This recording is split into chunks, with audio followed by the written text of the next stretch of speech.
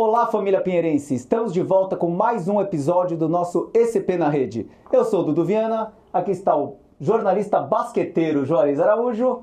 Estamos de volta, Juju! Dudu Viana, é um prazer realmente a gente estar aqui com você, né, com todos os nossos telespectadores pinheirenses e apresentar um verdadeiro pinheirense, né, Que honra, hein? Que honra! Conseguimos! Guilherme Giovannoni. Que prazer. Obrigado, Juca. Obrigado, Dudu, pelo convite. Para mim é um motivo de orgulho gigantesco, né? Tá falando aqui com essa camiseta de novo, né? Depois de tanto tempo voltar para cá numa outra função e poder ajudar os garotos a tentar traçar um caminho parecido com aquilo que eu fiz, né? De me tornar jogador profissional de basquete aqui no Pinheiros. Acho legal você contar onde você está no clube hoje, né?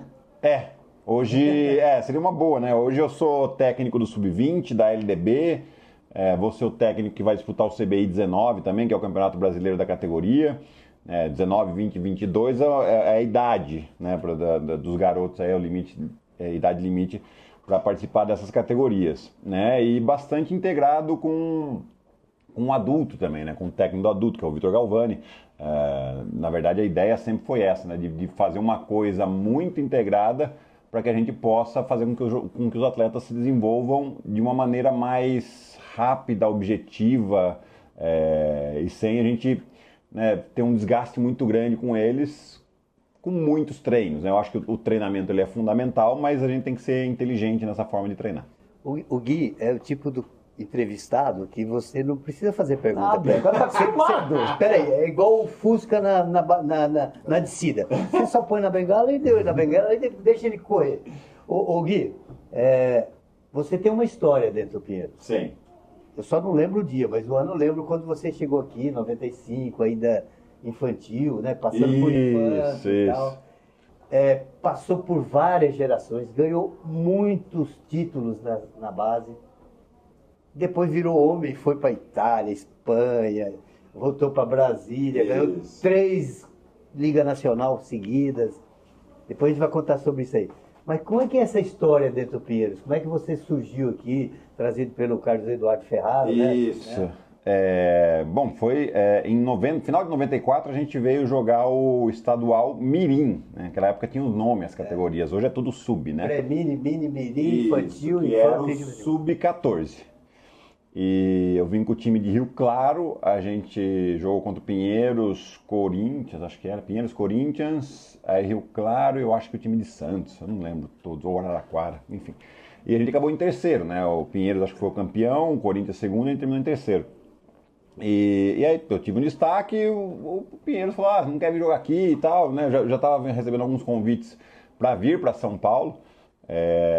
E o fato do Pinheiros ter uma equipe adulta à época, apesar de eu ser muito jovem, a gente acaba se projetando, né? Falar, acho que o Pinheiros é a melhor escolha.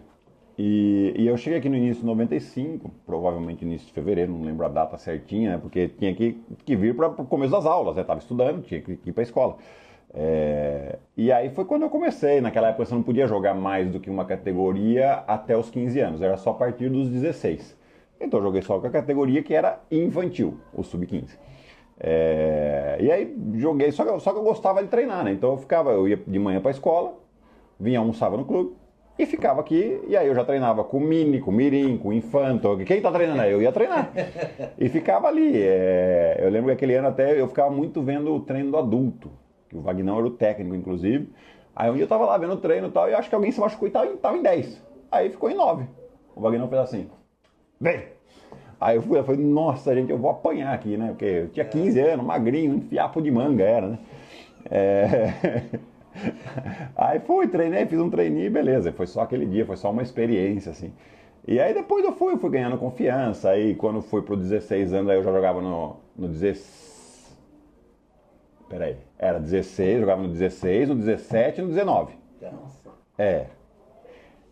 E aí ia para seleções, e por isso que foi ganhando muito título, né? Porque esse ano aí, só que o dos 19 eu joguei pouco. E quando eu comecei a jogar no 19, eu fui para uma seleção 16. Aí eu fiquei 40 dias fora. Aí o meu técnico Paulinho Stivier, ele falou, tá bom, agora não dá mais e tal, e beleza. Mas aí eu fui campeão no 16 e no 17. No início do ano seguinte, a gente acho que foi jogar um torneio no Chile, em janeiro. A gente foi campeão nesse torneio do Chile. Voltamos, o adulto estava jogando uma Liga Nacional Série B. E aí também aconteceu, machucou um monte de cara na minha posição. Aí o Wagner me chamou, vem. Falei, tá bom, aí já tava maiorzinho, tá, mas ainda continuava fiapo de manga. Aí treinei 2 dias, tinha um jogo. Ele falou, então hoje eu vou com os meninos, porque a gente tá numa situação de emergência, só que pra mim os meninos, era o Breno, o Danilo, que era um ano mais velho que eu, já estavam treinando com mais frequência no adulto, pra mim eu tava lá pra colocar o uniforme e ficar sentadinho, né? E aí, eu não lembro quem que ele falou, ele falou 4 titulares e o Guilherme. Uau! O quê? Né? Atleta, desde cedo, não demonstra fraqueza. Né? A cara tava de paisagem, mas por dentro tava me tremendo, né? Cresceu. Falei, tá bom, vamos. E aí começou a história do adulto. Entrei, joguei bem, tem uns erros de garoto mesmo, mas joguei bem, foi indo e foi embora. Aí já comecei, aí veio o Marquinhos Sharp, me manteve, aí depois veio o Marcel, e aí eu virei um baita jogador, aí já foi quinto, cestinha do adulto com 18 anos. Nossa. Foi 18, 17, acho que tava, sei lá, faz tanto tempo. Mas era alguma coisa assim. E aí foi embora. E aí a carreira. Marcel, que depois tornou o sogro dele. Mas o Marcel, não? O Marcel, técnico Marcel, casado na época com a Ivonete. Eu não sabia que eles eram casados. Aí, hoje não são mais, mas foram casados. Fizeram uma única filha e ele foi lá e pegou. Essa daí tem a veia esportiva mesmo, hein? Com jogadores de vôlei e com jogador de basquete. Foi. E a Gabriela também jogou um pouquinho de vôlei até o juvenil, aí ela decidiu parar, foi fazer faculdade, foi estudar artes cênicas também. E a gente tá junto até hoje, já são... Aliás, que dia que é hoje? Hoje nós estamos gravando dia 26. Sim. Daqui 2 dias a gente faz 17 anos de casado. Foi? 2007? 2007. E você se inspirou no Marcel para jogar? Como inspiração, não. Depois que ele virou meu técnico, aí a coisa ficou muito mais próxima, né? Virou, né? A gente conversava muito. Ele deu mundial, Marcel, né? Pelo Sírio. Pelo Sírio, sim. Medalhista de bronze no Mundial, em 78, em que ele mete a bola no meio da quadra contra a Itália, para dar a vitória. Sim. Meu ídolo. Porque todo mundo acaba falando dos caras. Se tiver que escolher um único ala no basquete brasileiro, eu escolheria Marcel Souza. Ó, Juju. E ele me ajudou muito, assim, né, nessa questão, principalmente da evolução pessoal, assim, né, de técnica individual, muito treino, mentalidade, muito treino. Então, sempre, principalmente, eu tinha 18 anos quando ele foi meu técnico. 18 até os 20, assim, mais ou menos. E aí depois eu fui embora, enfim. Mas a gente sempre conversou muito, mesmo depois disso. Então foi importante na minha carreira ele, sim. Porque técnico, principalmente de categoria de base como você, tem essa responsabilidade de não só fazer os jogadores jogarem, mas tem a cabeça, o emocional, estão crescendo, são jovens em desenvolvimento, né? Sim. Então você tem essa parte meio psicológica também, que é muito importante para o técnico saber lidar com a confiança, principalmente. Eu acho que mais a confiança, tipo, a parte psicológica, eu acho que a gente hoje, né, principalmente aqui no clube, a gente tem essa estrutura, né, que a gente tem que usar os psicólogos do esporte mesmo, a gente tem que deixar para eles, né, mas eu acho que uma questão de confiança, essa questão da confiança, de dar confiança para o jogador, isso faz parte do técnico também, né, porque e tem estudos falando isso, né, você tem resultados completamente diferentes se o seu atleta ele erra um arremesso e você vai, não sei o quê, ou se ele vai, tá bom, esquece o erro, pensa na próxima. Exato. Esquece o erro, pensa na próxima. Porque o esporte em geral, lógico que eu vou falar do basquete, né? Mas o esporte em geral é jogo de erro. Né? Quem erra menos tende a vencer as partidas. Né? Se você fica valorizando o erro, cara, você vai colocando o atleta para baixo. Né? Isso... A gente tem que ser muito claro, o não valorizar o erro não quer dizer não corrigir, não cobrar. Não na hora, naquele momento do jogo, né? Mas, por exemplo, no basquete, eu pelo menos tenho essa ideia, eu não vou nunca cobrar de um jogador porque ele errou um arremesso. Eu vou cobrar a tomada de decisão dele. Foi o melhor arremesso? Era o melhor arremesso naquela situação para você? Se era o melhor arremesso, você errou, tá bom. Depois a gente vai treinar arremesso, tá bom? Tá bom? Beleza. Tá, beleza. Mas para mim, se você tomou a decisão certa, tá ótimo. Eu sei que quanto mais decisões certas eles tomarem, isso reflete diretamente no aproveitamento do arremesso dele. Se você tomar muitas decisões erradas, provavelmente você vai ter um aproveitamento ruim. Por mais que você faça 30 pontos. Se você tentou para 100, não é um bom jogo. Agora, se você faz 10 pontos, você tentou para 16, e esses pontos foram um momento decisivo, cara, você jogou muito melhor do que o cara que fez 30 pontos. Né? Então, eu, pelo menos, encaro com essa cabeça. E vendo as coisas. Ele errou porque putz, o pé de pivô dele não é bom. Vamos treinar isso. Vamos treinar controle de bola. Vamos treinar tomada de decisão, que dá para treinar. Enfim, tem muita coisa que dá para treinar que às vezes falta até tempo. Não precisa fazer pergunta pro Nada, homem. nada. Deixa eu falar. Gui, você teve vários treinadores na tua vida. Vários. Você falou já 2, inclusive 2, felizmente faleceram, né? O Vagnão e o Savério? Savério. O Savério eu não falei aqui, né? Não falei, falei antes, falei fora, falei em off, falei em off. Falei off. Quem você traz mais, ou uma mescla de tudo, dentro do Guilherme Giovannone, treinador de basquete hoje? É uma mescla. Tem que ser essa mescla, porque eu aprendi muita coisa de vários, né? Aprendi, inclusive, muito do que não fazer, daquilo que eu não gostava, né? Que eu achava que não funcionava. Né? Então, assim, uma das coisas que, lógico, se o jogador tem uma mecânica muito ruim de arremesso, você tenta dar uma corrigida, mas eu não sou muito daquela, vou corrigir a mecânica do arremesso. Não, a mecânica, beleza. Se ela tem uma mecânica razoável, se o jogador tem uma... Tá, vamos só treinar então. Vamos só treinar. As coisas que a gente precisa melhorar nesse arremesso. Porque você mudar a mecânica, se você é um atleta que já está há 8 anos com essa mecânica, poxa, é muito difícil. Às vezes pode ser até um pouco traumático essa mudança. Né? Então, por que eu estou falando da mecânica? Porque eu peguei vários técnicos que queriam mudar a mecânica de arremesso de atleta. E às vezes o cara não tinha uma mecânica muito bonita, mas tinha um aproveitamento bom. Funcionava. Por que você quer mudar a mecânica? Tipo, você vai mudar um arremesso de 3, de 39% para 40%? Será que você vai conseguir que ele tenha um bom aproveitamento mudando a mecânica? Ou será que se você der mais confiança para ele, não é um caminho melhor do que ficar reclamando da mecânica? Né? Então, eu aprendi muita coisa assim, tipo, ser objetivo, ser sucinto. Né?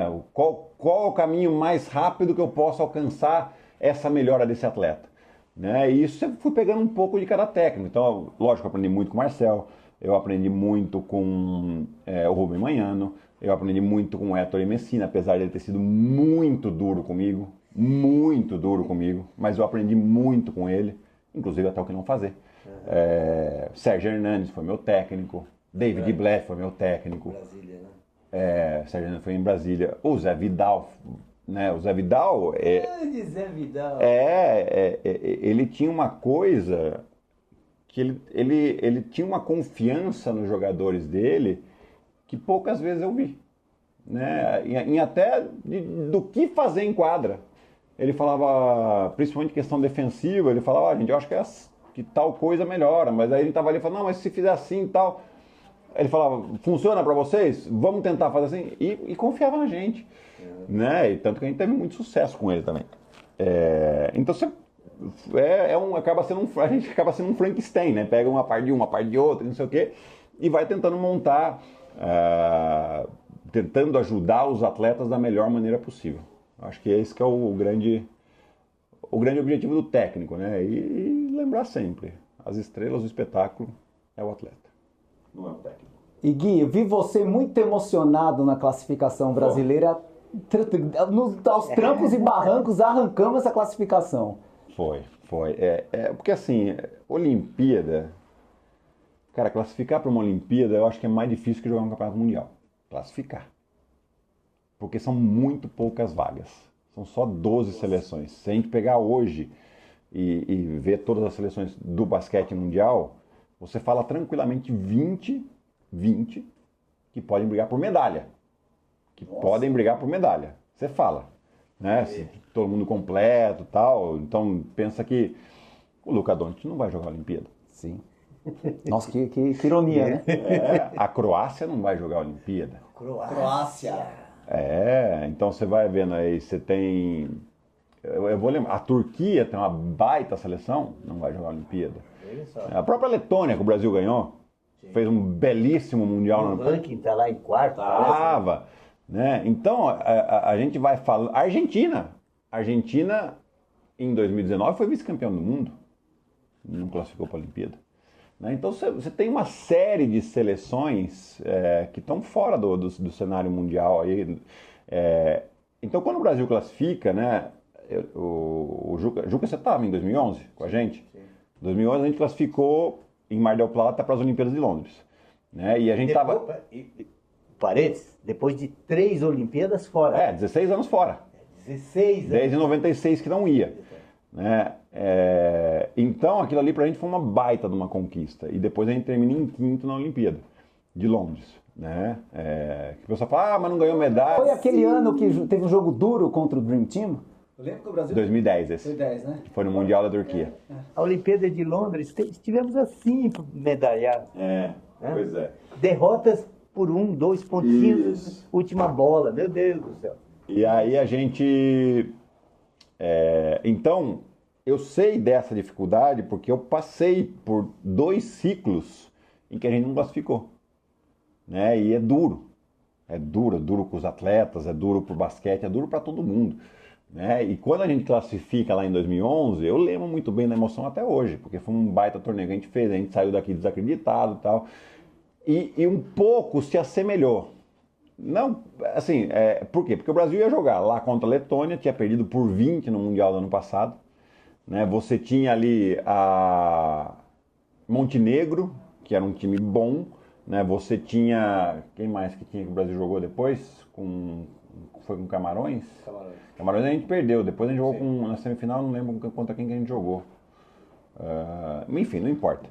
Então eu sei que é difícil. E aí quando o Brasil joga daquele jeito, a gente nem esperava, né? Abrir 22 pontos de vantagem no primeiro quarto, 8 bolas de 3 em 8 tentativas. Então até a gente na transmissão fica um pouco assim, né? Só que daí vai cair na ficha e fala, cara, a gente tá indo pra Olimpíada. A gente tá indo pra Olimpíada. Isso aqui, né? Eu tenho ali companheiros de seleção que estão jogando. Então, o Marcelinho Huertas, o Benite, Raulzinho, Cristiano Felício, todos eles jogaram comigo, inclusive a Olimpíada do Rio. Né? Nossa, você lembra tanto desse jogo, meu Deus. O Thiago Splitter. O Thiago Splitter está lá como assistente. O Bruno Saviano é meu amigo de 30 anos. O Bruno Saviano jogou aqui. Sim. Não é todo mundo que jogou com seu filho.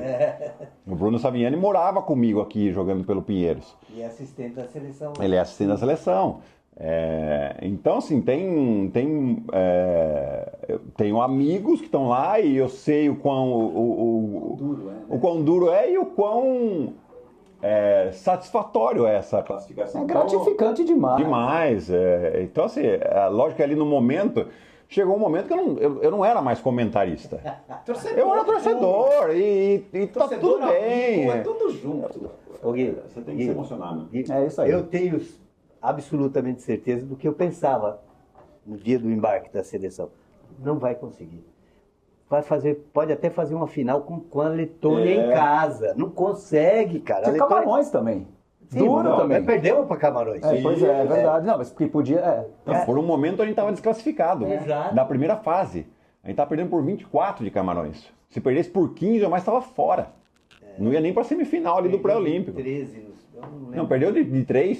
De 3. Quase ganhou ainda. 3, e conseguiu a vaga contra a Letônia, cara. Foi sensacional, foi sensacional. Maravilhoso. Agora, você sofreu essas desclassificações, né, na tua geração, né? Sofre, porque assim, é esse fenômeno que a gente vê sempre em Olimpíada, né? De repente aparece especialista de quanto é lado. Ninguém liga pro basquete por 4 anos, Exato. ninguém liga pra ama e ginástica olímpica por 4 anos, pra natação, aí você vai lá perde, também não dá. Né? É o que mais acontece, porque a nossa cultura esportiva ela é muito ruim. Né? A gente não tem uma cultura esportiva no país. Né? E aí, na verdade é o seguinte, os esportes que não são o futebol e o vôlei, porque o vôlei se estruturou por conta própria, né? Não tem tanta estrutura. Esses dois esportes têm uma boa. O futebol porque é a paixão nacional e o vôlei porque desde lá de 84, na geração de prata, eles vieram se estruturando e você vê, 40 anos de trabalho dá resultado. 40 anos. Né? E eles continuam tendo resultado. Mas é uma coisa também que a corda tem que ficar esticada o tempo todo com o vôlei. O futebol pode largar porque vai ter sempre audiência, vai ter sempre dinheiro e tal. Mas o vôlei, se soltar um pouquinho essa corda, você vê que os outros já começam a melhorar. Né? E é esse o problema. Porque foi também um esporte em evolução. O Brasil evoluiu e os outros estavam nem aí com o voleibol. Desculpa. Na Olimpíada de Barcelona, em 92, a Espanha não existia uma equipe de voleibol. Montou um time de praia lá, 10 caras, e foi quarto colocado. Você entendeu? Não existia voleibol na Espanha. Hoje exatamente. E aí, então, assim, a gente acaba sofrendo porque a gente leva pancada de tudo quanto é lado. Né? Então, você imagina, a gente foi jogar em 2003, uma seleção super jovem. Né? Então, tinha o Alex, eu, o Anderson Varejão, o Leandrinho, o Splitter, Nenê. O Nenê acho que não foi em 2003. Foi aquele pedido de demissão. Quase mataram o meu amigo. Bom, enfim, a gente tinha de 12 jogadores, 10 eu acho que tinham 23 anos ou menos. Era essa a nossa seleção, para 2 vagas, sendo que os Estados Unidos foi com os profissionais. E aí para uma vaga. E aí você tinha a Argentina, que tinha sido vice-campeã em 2002, mundial, e que depois em 2004 foi campeã olímpica. Lembro. Aí você tinha o Canadá com o Steve Nash, e você tinha Porto Rico jogando em casa. Eram essas seleções que estavam... Então aí foi essa, aí Las Vegas, a gente perdeu no jogo decisivo para a Argentina, e aí é muita pancada. É muita pancada, porque vem todo esse pessoal que nunca acompanha, e uma coisa que a gente tem muito ruim, né? A gente fala, mas naquela época o Brasil, ganhava, o Brasil ia para a Olimpíada. O maior respeito que eu tenho por todos os meus colegas mais velhos, mas era uma outra realidade, né? E aí o pessoal não quer saber da outra realidade, quer saber, mas ganhava. Não, tá bom, ganhava e assim, vai lá, Juarez, pode falar. A Iugoslávia era uma só. A União Soviética era uma só. Então, já aí, aumentaram assim de 10 a 15 equipes de altíssimo nível. Isso. O nível que era antes. A União Soviética e a Iugoslávia. Serve e Croácia no mesmo. Que seleção é essa? Então, assim, sem falar que teve as evoluções dos outros países, né? Então você vê, a Argentina cresceu muito. Os africanos cresceram. A República Dominicana. Estou falando das Américas agora, né? Então a Venezuela sempre foi muito competitiva. O Canadá, que não tinha tanta relevância, olha a quantidade de jogadores da NBA que tem hoje. E uma equipe, né? Então assim, Porto Rico é sempre competitivo. Então você vai vendo, e aí você vai para a Europa. Então assim, e não vou nunca menosprezar as conquistas, pelo amor de Deus, não é esse o intuito. É porque esse argumento para mim, cara, eu paro de falar, deixa a pessoa falar, tá bom. Fala o que você quer falar. Porque não é um argumento válido. Porque antigamente assim, ganhou, agora obrigatoriamente tem que ganhar? Só porque o passado... Não. O que o Brasil fez para se manter entre as principais potências do basquete? Hoje, os atletas que saem do basquete brasileiro é porque são caras que querem muito. É tudo talento que a gente chama de talento assistemático. Né? O cara que quer muito, ele vai, ele treina, ele fuça, ele contrata um preparador físico, ele pega o técnico dele para melhorar e vai fazendo sozinho, e aí sai um cara.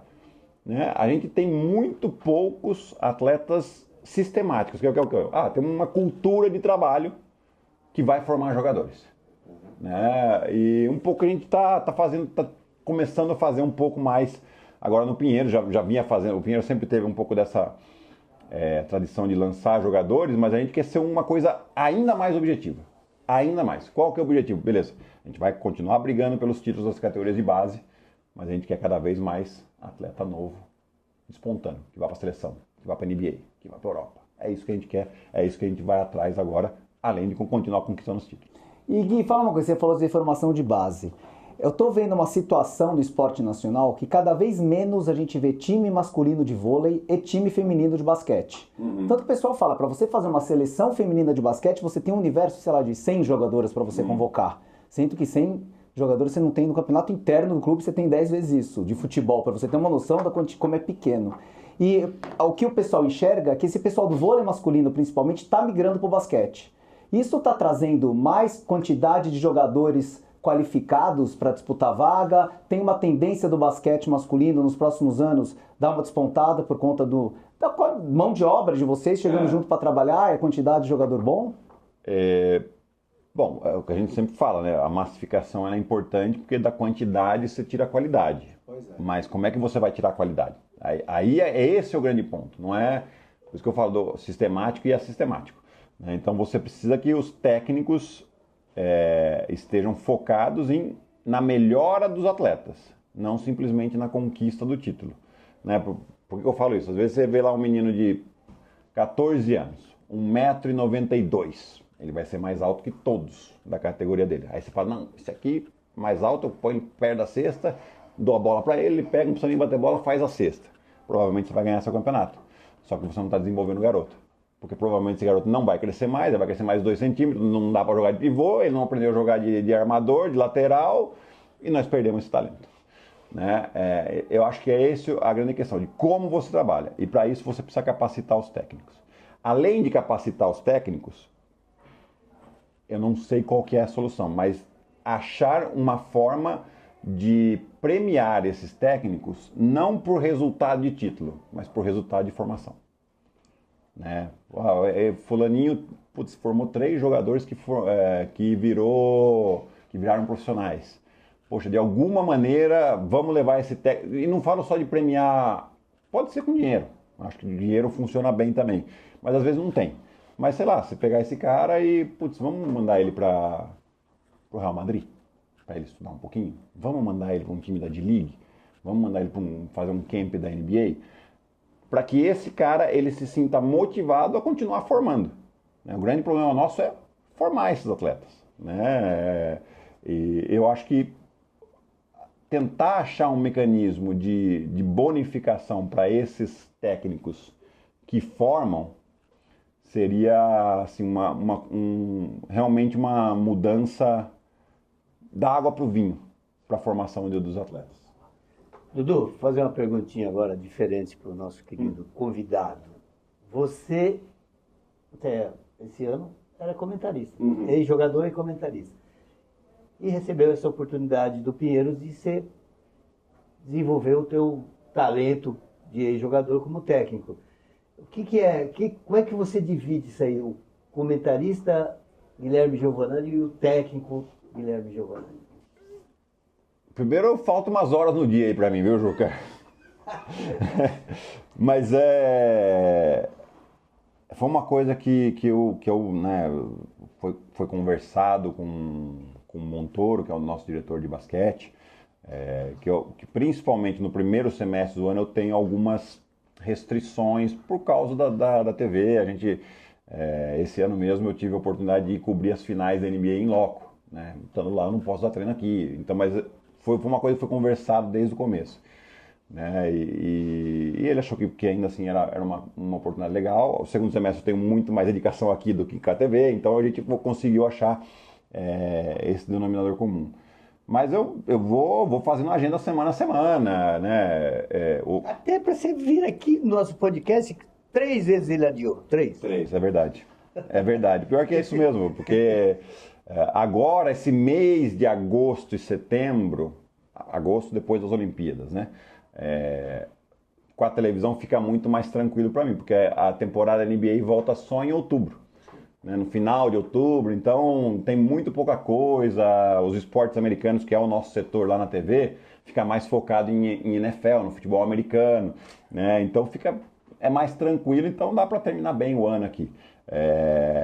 E, assim, o combinado, estou como técnico do Sub-20 e da LDB, mas eu estou envolvido com o adulto até um limite, né? Foi uma coisa que eu conversei com o Galvani também, falei, cara, eu estou aqui disponível, só que eu não posso estar sempre. Falei, não, quando você tiver, tá bom. O Galvani que foi técnico seu no Corinthians. Foi meu assistente técnico lá. Então, assim, eu gosto de estar na quadra, voltar para a quadra me fez muito bem, assim. Então, assim, o quanto mais eu puder ajudar a molecada, né? O Galvani até fala, tem treino que eu preciso que venha passar a bola. Eu falo, tá bom, passa a bola, fica lá. Antes mesmo de ir pra cá, tava lá, passando bola. Que às vezes é isso que precisa. O arremesso ainda cai?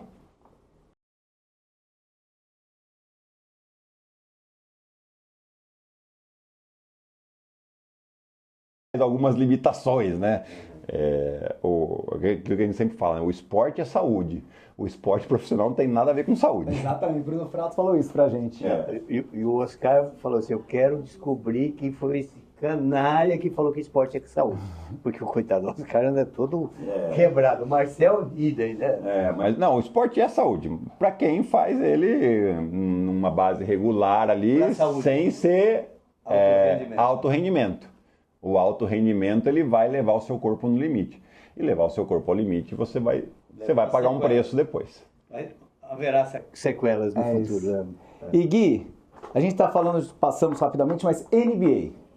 A gente está acompanhando um crescimento gigantesco na NBA do Brasil. Inclusive, eu tive a oportunidade de fazer um outro podcast na NBA House com o Fábio Laudizio, que nasceu aqui no Pinheiros, sócio do Pinheiros, e hoje é diretor de parceria e novos negócios da NBA no Brasil e Américas.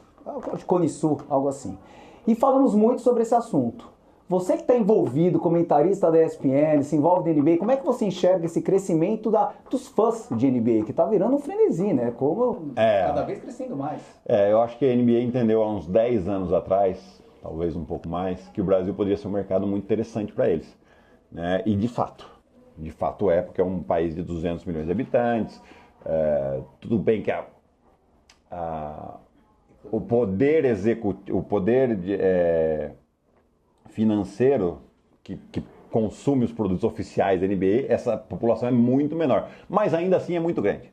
Né? Então, se pegar aqui vamos pegar 20% da população brasileira tem um poder aquisitivo é a palavra, poder aquisitivo para consumir esses produtos oficiais, nós estamos falando de 40 milhões de pessoas.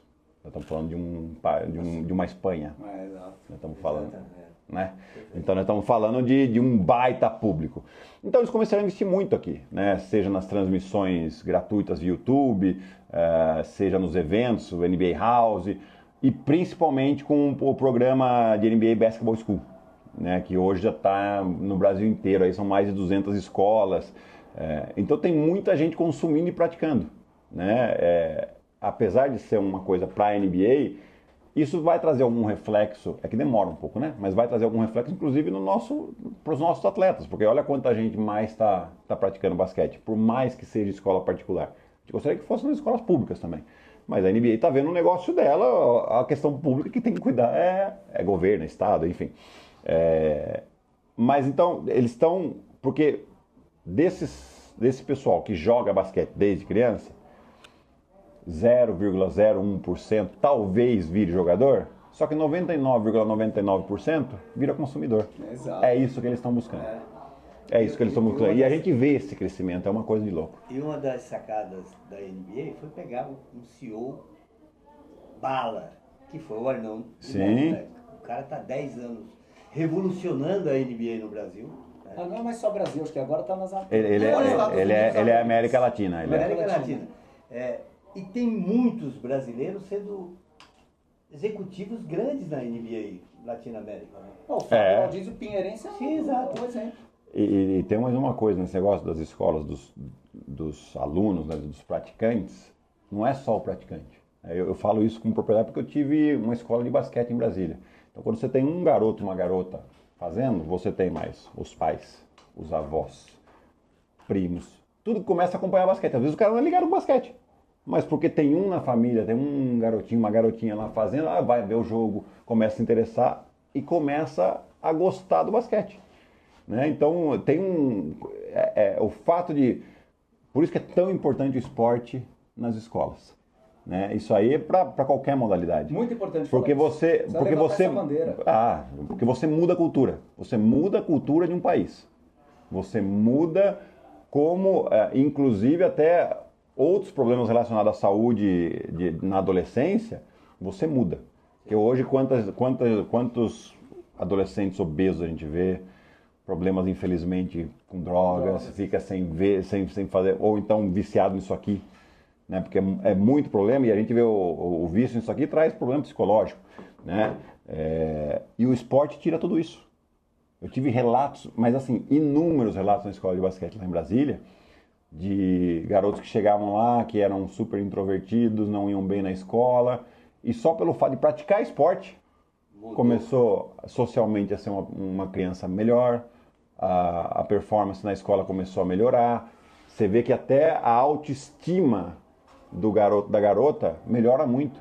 Tudo isso por causa do esporte. Não é o basquete, é o esporte em si. E por isso que eu acredito que o esporte, principalmente o esporte na adolescência, na juventude, ele tem que entrar na pasta da educação.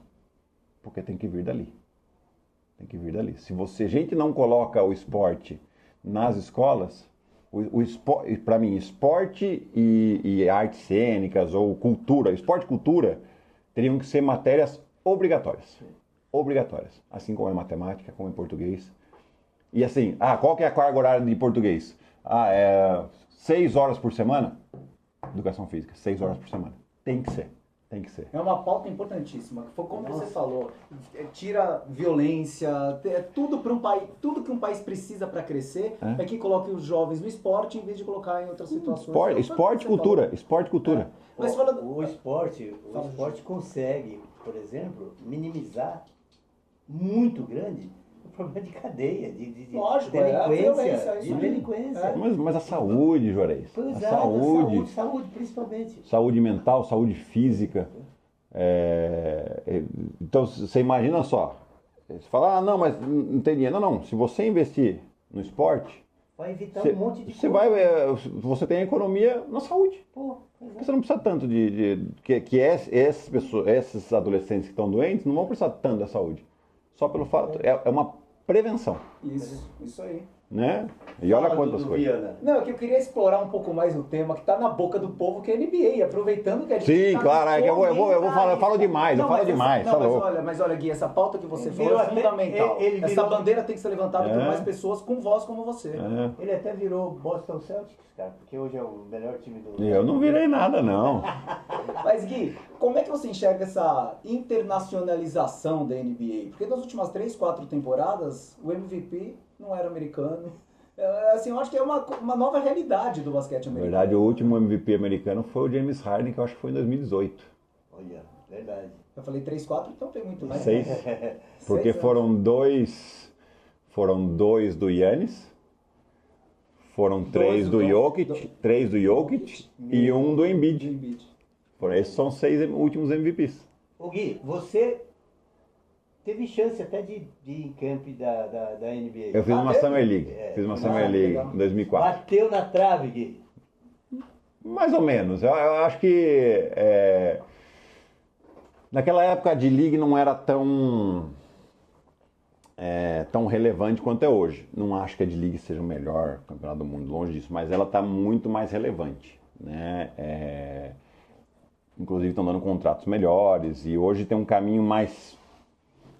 Não é fácil, tem muitos meios de você chegar na NBA. Naquela época não tinha. Ou você ia via draft, via universidade, ou se destacava na Europa, e aí o cara falava, tá bom, vem cá. E aí talvez não tinha nem tanto tempo assim, de quadra, né? Eu tive essa oportunidade de fazer essa Summer League com Cleveland em 2004. Não comecei tão bem, mas terminei bem. né? Terminei acho, com o último jogo com 24 pontos, metendo bola de 3 e tal.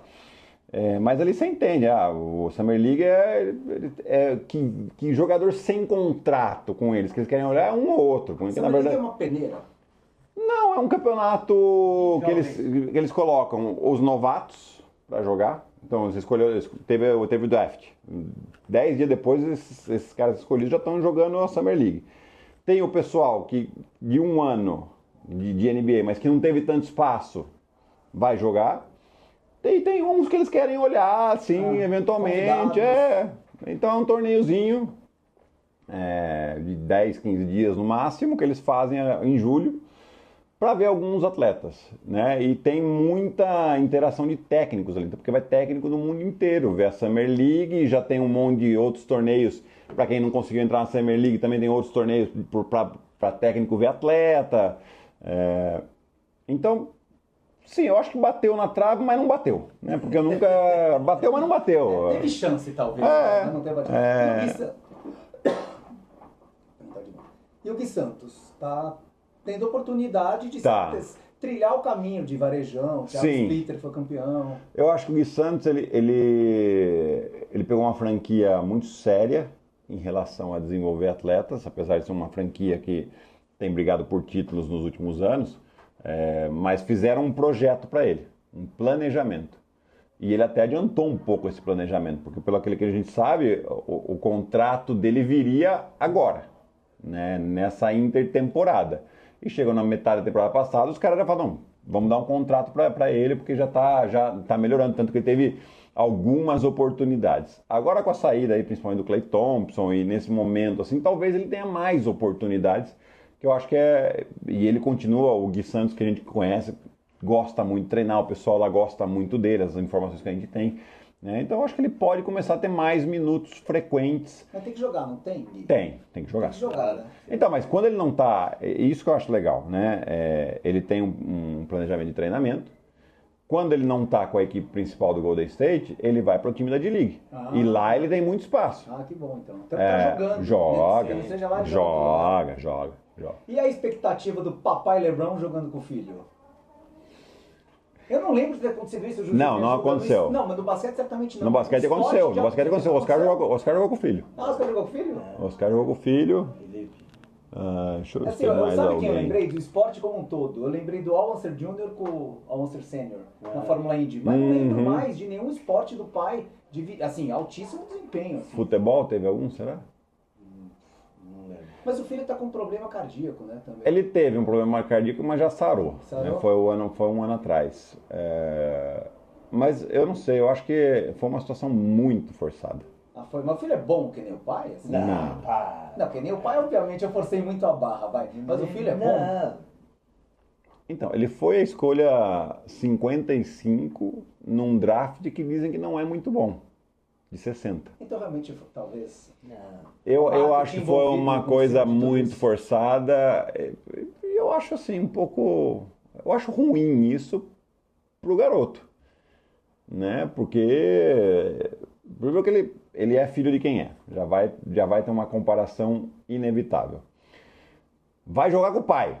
Aumenta ainda mais essa pressão. Vai jogar nos Lakers, que nunca foi fácil para nenhum novato, nem número 2, 3, escolha número 2, 3, foi fácil para esse novato jogar no Lakers. O Lakers não tem fama de ser um bom lugar para novato, porque o Lakers tem sempre pressão para vencer. Né? Então nunca foi. Então você imagina para um garoto que... E teve uma outra escolha na frente dele. A escolha que de primeira rodada do ano passado quase nem entrou no ano passado. Então olha só essa dificuldade. Aí você imagina, colocam ele para jogar e ele não joga bem, tá jogando por causa do pai. Só tem oportunidade por causa do pai. Eu acho que para ele é muito ruim, mas por causa do pai, ele ganhou um contrato garantido que nenhum outro jogador na escolha número 55 tem. O Gui, ônus e bônus. Eu lembro, acho que talvez tenha sido 2007, você ainda jogava na Europa. Você falava assim, eu só volto para o Brasil o dia que tiver uma liga bem definida. E era uma época que existia a possibilidade do Oscar criar a liga dele, né? Depois existia o movimento. para ser criada a Liga Nacional de hoje, né, e tal.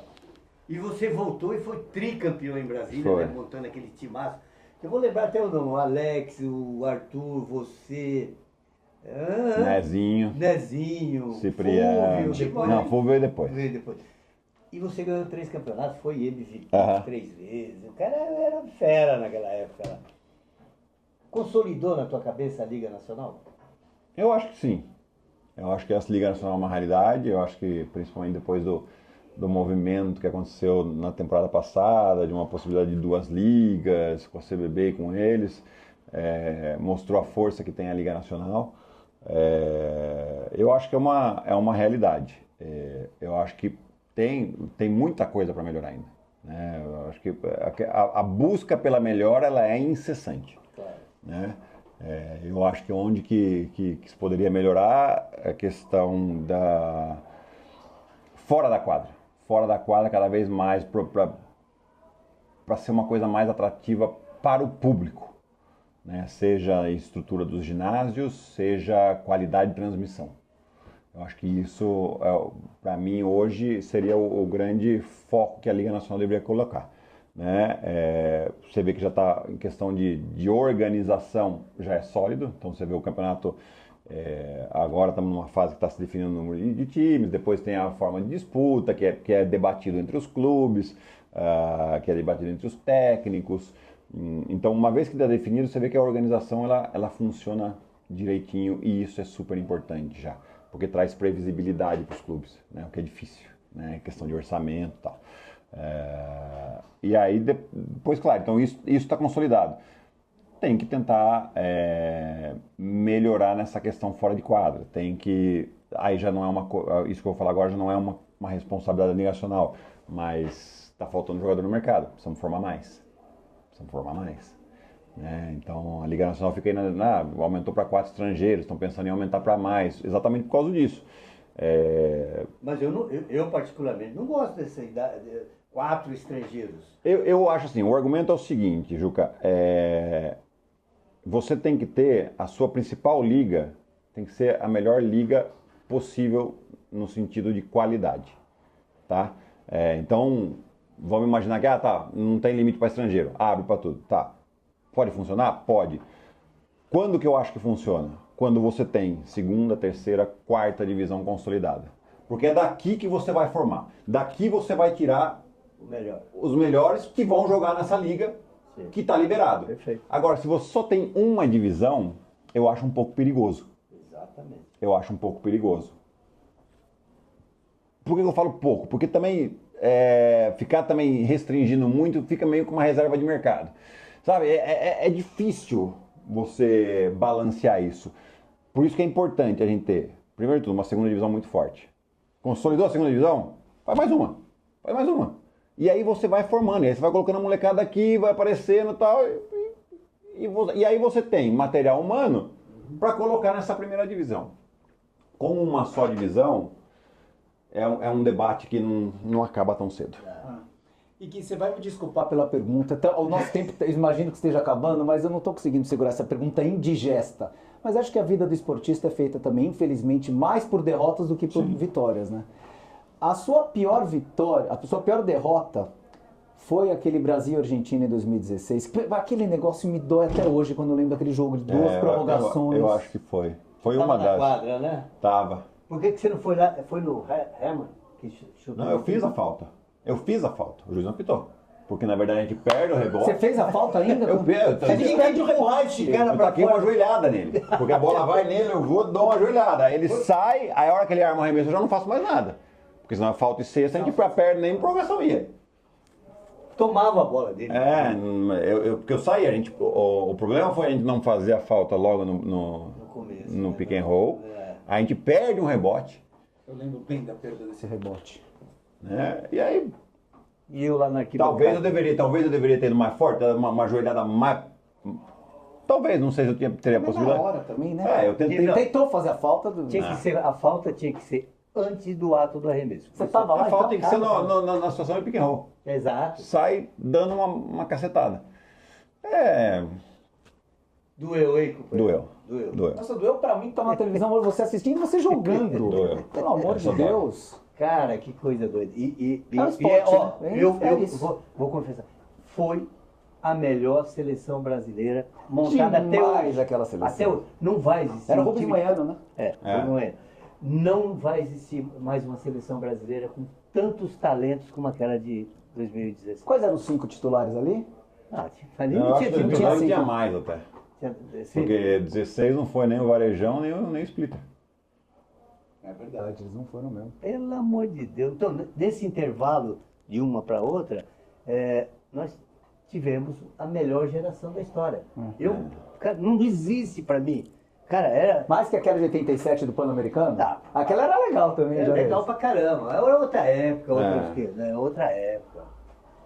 Eu acho que de talento tinha bastante mesmo. Tinha muito. Nessa daqui. E eu convivi com esses caras durante 8 anos, cara. Era impressionante, no hotel, uma alegria. Você entrou em 2011, Juca. Uma seriedade que existia, né? Principalmente com o Manhano, né? Que era um técnico muito sério. Mas, infelizmente, conseguiu a classificação para Londres, né? Que foi maravilhosa em Mar del Plata. E em 2016, como país sede, foi convidado, né? Mas disputamos o Mundial, o Mundial de 2014. Sim. Nós ganhamos de 20 pontos da Eslovênia, da Sérvia, e perdemos na semifinal. Nas quartas, perdemos. Nas quartas. Ganhou de 20 da Argentina, cara. Murchou a Argentina lá na Espanha. Eu tenho uma foto, inclusive, que eu tô desse jeito assim, ó. Outra. Sérvia. Aquele ano. E a Sérvia foi vice-campeã. Foi vice-campeã. Que mundial fortíssimo aquele, 2014. Chama Copa do Mundo agora. Eu e o Gui choramos lá. Mas infelizmente é o esporte. Gui, que prazer, rapaz, falar com você. Pô, a gente ficaria umas 2 horas. Não, eu ficaria, mas você ficaria 2 dias aqui. Ficaria, daria mesmo pra falar. Mas já fica pra próximo, então.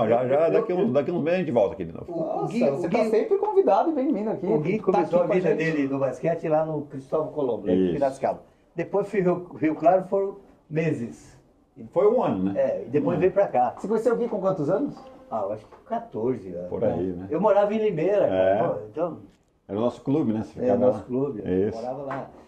O meu filho foi 1 ano mais contemporâneo do Gui? Mais novo do que ele. Mas ficavam juntos aqui. Isso. Morava na Mário Ferraz, né? Eu acho que quando eu saí, ele chegou. Exato. Porque daí eu fui morar lá pro Morumbi. Já estava rico também.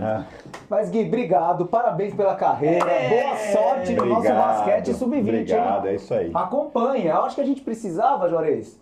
Vamos divulgar quando tiver jogo do basquete sub-20 aqui. LDB fase final em agosto, final de agosto. Não, precisamos divulgar, turbinar, levar a torcida pro ginásio. Precisamos bombar de Pinheirense lá, divulgar nas redes. É isso aí. Engajamento. Isso aí é uma missão para o Zé Antônio, você entendeu? O doutor José Antônio vai ser encarregado dessa missão.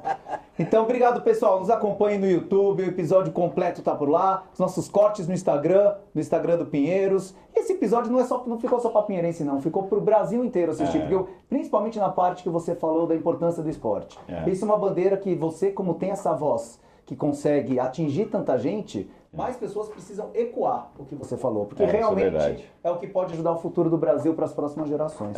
Isso é uma coisa até que eu falo, eu tenho um podcast com a Gabriela que chama Papo DR, né? E a gente todo dia, então a gente, uma discutir a relação para todo mundo ver, né? DR vem de discutir a relação, né?